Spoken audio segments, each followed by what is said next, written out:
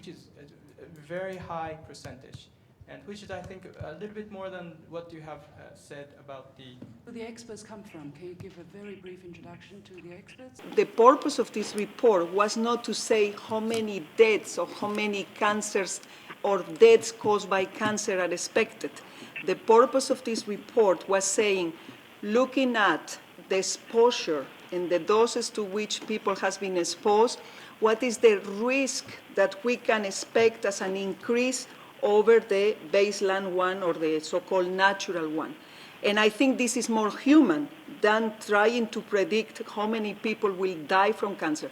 The other reason why we were not using cancer mortality figures, but rather incidence, is because, as you know, most of the cancers can now be treated, and therefore there will not mortality associated. So we prefer to look at the incidence because this will collect better data and properly more comprehensive, and not just looking at the mortality, because then you will be missing incidence on certain cancers that will not cause mortality. At the time of the accident.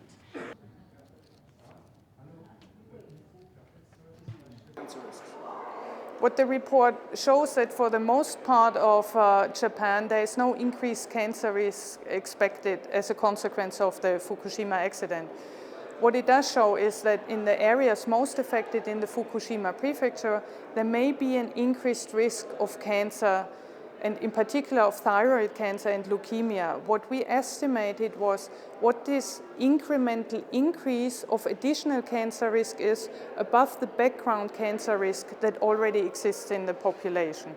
And so this report provides some level of reassurance to big parts of the population in Japan, and it helps really focus on the areas and the population of biggest concern, and it helps to target monitoring and public health actions and interventions.